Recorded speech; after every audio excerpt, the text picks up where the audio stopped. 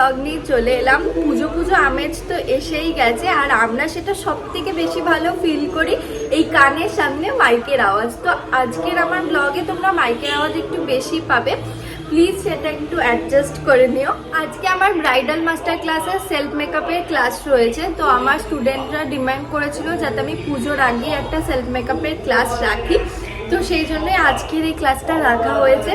তো আমার স্টুডেন্ট একজন অলরেডি চলে এসেছে, তো আমি ওপরে স্টুডিওতে যাব। আজকে আমিও একটু সুন্দর করে সাজবো।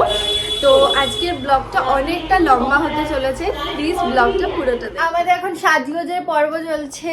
এই যে সবাই সাজছে, এখানে আবার ঝিমিয়ে পড়লাম আমি। এই যেখানে আরেক ব্যক্তিকে দেখিয়ে দিই, এখানে সুকৃতি তাকা মন দিয়ে মেকআপ করছে, আর আমাকে এখন ভূতের মতন লাগে, কনসিলার মেখে শুধু দাঁড়িয়ে আছি। পুরো মেকআপটা কমপ্লিট করি।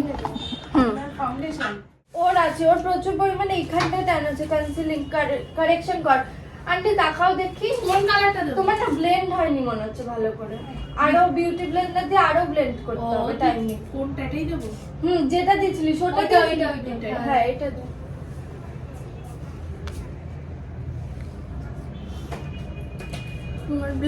আমি লোকের এত ব্লগ দেখি যে আইডিয়া আসে, কিন্তু আমি করি না। আমিও ব্লগ বানাবো সকালবেলা ভাবি, তারপরে রাতে মনে পড়ে ব্লগ বানাবো ভেবেছিলাম। বাবা সাজুগুজু কমপ্লিট। ওইখানে একজন হেয়ার কার্ল করতে ব্যস্ত আছে, এখানে ইনি ভিডিও বানাতে ব্যস্ত। কার ফোন বাজছে? সুকৃতি তো। আমি ফোন করিনি, ওটা অন্য তিশা। তিশা এই যে তিশা আন্টি। লিখেছিস তো? তিশাও না, তিশা তিশা তিশাও না। তো আমাকে কেমন লাগছে একটু জানি।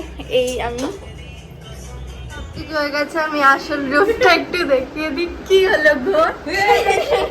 কত ব্লগার দেখ তোকে কভার করার জন্য। দেখো এত কি সুন্দর দেখতে মেয়েটাকে, রিয়েলি। তুম হুসন পারি তুম জানে যাহা। আমি মেকআপ তুলিনি। তোরও আসল রূপটা আমি বাড়ি গিয়ে তুলবো। এখানে মেকআপ তুলিনি, এখন 2:30 বাজে না? 2:30 বেজে গেছে প্রায় আড়াইটে বাজে। আমি এখনো মেকআপ তুলিনি। আমি একবার স্নান করতে গিয়ে মেকআপটা তুলে ফেলবো, এখনো হয়নি আমার কিছু। আর এখানে আরেকজন মেকআপ তুলছে। তো আন্টি বাড়ি চলে গেছে,